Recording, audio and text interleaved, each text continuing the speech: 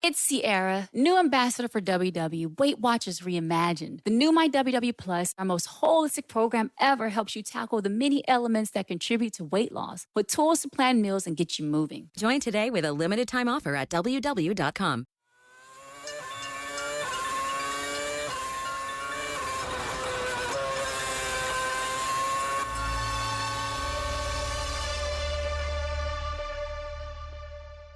Formula One started the second half of the 2000 F1 season on an exciting note. Lewis Hamilton had Pirelli's right rear tyre to share the limelight with in Spa. But before we go and talk about Hamilton, F1 should actually be worried about climate change. There was no rain in Spa, and that's a circuit where there is almost always a rain shower, if not here or there, somewhere around. Anyway, to discuss all of this and more, I have with me the only woman I know who enjoys Spa the way I do so. Mithila, welcome. Thank you, Kunal. Hello, everyone. So Hamilton's 36th Formula One win at Spa was absolutely perfect, textbook style. He was literally all guns blazing in the build-up to Spa as well as Spa. That's a nice one. And he clinched his 6th consecutive pole position. So this was a feat that was actually achieved twice by none other than Michael Schumacher. Wow, and on that note, Hamilton also clinched his first trophy of 2015, the pole position trophy. Woo! The first of several to come, I guess. But so I was really hoping for our listeners that the race at Spa would be an absolute war, like bloodshed on the track. And that's because I already had a name for this podcast. So and that was? I desperately wanted to call it This is Sparta. Very dramatic and all of that. Oh my God. And for that, I don't think any race this year, barring maybe the Hungarian Grand Prix, was Sparta. Well, yes. So unfortunately, we couldn't use that for this podcast. Hopefully someday soon, and we will remind our listeners that it was your doing. Thank you. So there was just no competition for Lewis at Spa. Yes, there wasn't. And there was no competition for Ferrari in Spa as well. They lodged their 900th Grand Prix. Wow. They were robbed of a podium, or I don't know if they risked it too much. But we will discuss the Ferrari-Pirelli saga later in the episode. But lest we forget, Nico the Hulk Hulkenberg celebrated 50 Grand Prix starts with Force India as well. Well, technically, he didn't start his 50th race, but we'll forget that. And then we had McLaren. They have made a world record of sorts. 105 grid penalty drops. My God. That's over 5 full race grids. Which means they should have started in Barcelona. McLaren, like Verstappen, are out to create a world record of sorts. The ones that really can't be broken. So much for Honda claiming pre-Spa that their upgraded engine would be on par with Ferrari. Well, realistically speaking, they were on par with the Ferrari engine. Really? Well, the Ferrari engine that powers the Manor. Oh, God. And in fact, even Renault matched the performance of Mercedes in Spa. Both manufacturers had 2 retirements each. Oh, God. I don't think that's what they were going for. But Spa had new starting procedures and everyone was absolutely waiting with bated breath to see how that turns out. But there wasn't anything really different that happened on track. Well, there was something different. And that was Hamilton holding on to his pole position for the first time in 3 races. Oh, we should clap. Mercedes was in action and busy during the summer break. But something interesting. So Nico Rosberg, yet again he showed his dependency on driver coaching through radio messages. So as you remember, when last year at Monza, driver coaching was first banned, the biggest loser was actually Nico Rosberg. And we saw that happen yet again. So that really makes you wonder about perhaps lack of talent surfacing? I'm not going to comment on that, but the one talent that got wasted in Spa was that of Valtteri Bottas. What a bummer by Williams. So disappointing. But Kunal, why are we surprised? Williams have yet again done something to ensure that they don't win, let alone target a podium. Do you think they have a new strategy engineer out there who decided to do something different on his first day at the job? I'm not sure about that, but they'll surely have an opening for a tire mechanic anytime now. You should apply. Yeah, well, before you were hired, They'll actually put you through a series of spot the odd one out test. I don't know, maybe Williams was also testing FOM's graphic capabilities. Can they make a 1/4 white and 3/4 yellow tire visual, just a challenge out there. But whatever they did, they cost Bottas a top scoring shot. But if we're feeling bad for Valtteri Bottas, what about Sebastian Vettel? It was his 150th Grand Prix, and he could have well been on the podium, but he could have ended up in the barriers instead. And what's worse, he lost absolutely crucial points in the Drivers' Championship. Yes, and his post-race outburst towards Pirelli was noteworthy. We usually don't see an angry Sebastian. No, we don't. But Kunal, on that note, was Pirelli really to blame? I mean, should that tire have exploded? Can a tire explode like that? And, was Ferrari to blame in some way by pushing the limit a little too much by putting Vettel on a one-stopper? Interesting question that most fans have. My bit of understanding tells me that I'm not too sure if Pirelli is to blame entirely for the explosion, but let me put it this way, that no tire should actually explode because it is a massive safety risk, Absolutely. Especially on a circuit like Spa. But it happened to Rosberg in practice though. And then to Vettel in the race. Coming to the one stop for Vettel, Ferrari had to stop him once because he was starting low in the race. And I'm sure a Pirelli engineer in the Ferrari garage, and by the way, every team has one, was aware of their strategy in some way. Okay, but my point is that a tire shouldn't explode, and Pirelli keeps saying that it was due to wear, but if a tire has crossed its shelf life, it should go off the cliff, run out of grip, but not disintegrate in such fashion. Absolutely, Vettel's explosion was just scary.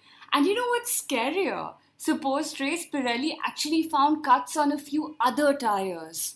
Unbelievable. Whoa. And which also makes me wonder, Kunal, do you think Pirelli and the teams could have some sort of a maximum number of laps, for each compound that they outline, just in order to ensure safety on these tires? Personally, I think not. That's a great thought. But what would happen is it would take the fun and the suspense away from tire strategy, because you'd know that if a driver's taken a particular compound, he has to pit within a certain window of laps. Sure. And that takes the fun away from it. Though, interestingly, Pirelli does think that they should have a maximum usage per tire equation. But what's strange? So for Spa, Pirelli reckoned that their tires would last 40-odd laps. And Vettel's accident happened on lap 28. So we just hope that this issue is sorted out before we reach Monza, very high-speed circuit. We don't want such a repeat there. Absolutely not. It is, safety first in Formula One. Talking of Monza though, do you think this could be the last Italian Grand Prix at Monza for a long, long time to come? Well, we've got a certain mystery being pound-wise and sporting foolish. Not racing in Monza is like not playing cricket at the Lord's Stadium when you visit the UK. Okay, it's strange that while the sport is running after money, they are still running out of money. And having said this, I really hope Monza stays on the calendar for a long, long time to come. Wow, I love how you put that. But back to Spa, we've not really spoken about Hamilton's absolutely sublime drive and win. His victory at Spa actually puts him a full race win ahead of Rosberg in terms of championship points. So that's an absolutely amazing place to be. Yes, and despite having a wild summertime break, one that a few drivers thought would distract him. They were just jealous. Yes. He came back and did his job 10 on 10. And, as for Rosberg, I think he's just been outclassed all season long. He knows it and he's admitting it too now. We had an unexpected but very deserving visitor on the podium as well. One that I was personally so happy to see. Romain Grosjean. Well done. Yes. I can only imagine that, after his horrific incident in Spa in 2012, this track has gone from being perhaps his worst circuit to his best circuit. Yes, he was the driver on the move at almost every part of the race. The Lotus performed extremely well in low downforce conditions. And Romain is surely one of the contenders for the driver of the day in Spa. And who else is on the list? Well, for me, Danny Kiewat. Kunal, what a splendid, splendid drive, especially in his final stint. And that made him the only non-Mercedes driver in the top 6 at Spa. Woohoo! And also Max Verstappen, all eyes were on him as he clawed his way up the order and some really classic overtaking. Or, for that matter, Pastor Maldonado. You had to bring him up, didn't you? He started the weekend in Spa with a crash and ended it with a retirement. Fairly sublime for him too. No safety car period, just a few yellow flags. Very understated and discreet, I must say. But credit due where it belongs. He had a good qualifying session and was doing really well in the race before a self-inflicted clutch issue caught him out. Suicide. He could have actually scored a good chunk of points for a change. What do you mean for a change, Kunal? Pastor Maldonado scores points almost every other race. Penalty points, I mean.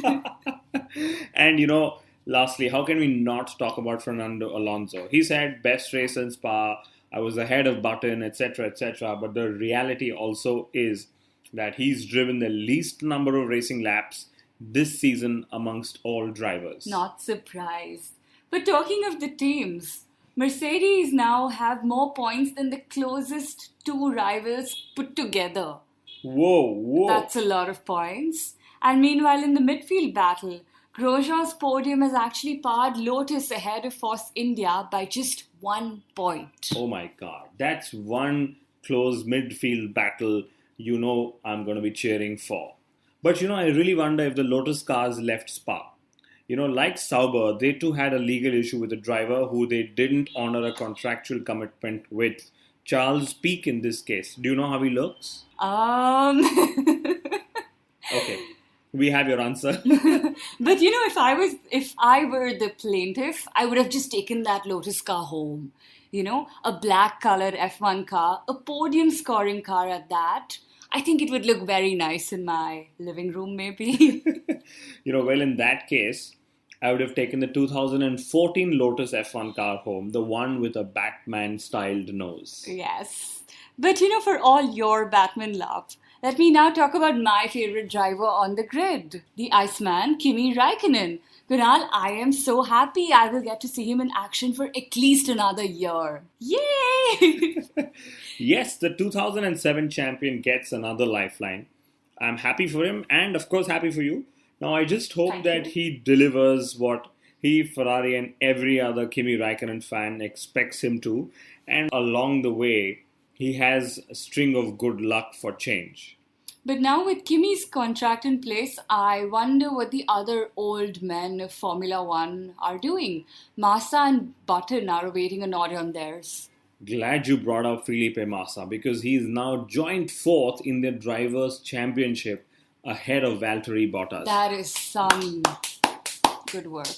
And lastly, not such good news. Former F1 driver Justin Wilson is in coma, Kunal, after a crash in the IndyCar series over the weekend. Yeah, let's pray for his recovery. And I remember Wilson in his Jaguar days and the story that did the rounds of the paddock, that he was one of the taller drivers on the grid and the car needed to be modified to fit his frame, costing the team a few extra millions. Wow.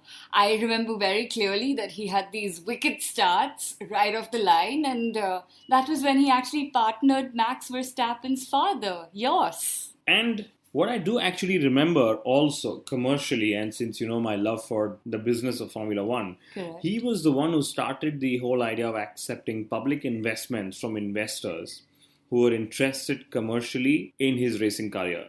You could basically go purchase shares and help him fund his racing. Wikipedia says that he had close to 900 investors in total. I bet it isn't just those 900 investors praying for his recovery. All of us are, and we really, really hope for the best for Justin Wilson. Indeed, and we hope we get better news on Justin Wilson's condition in the coming days. And when we meet again next week on the Inside Line F1 podcast, thank you everyone for tuning in. Thank you.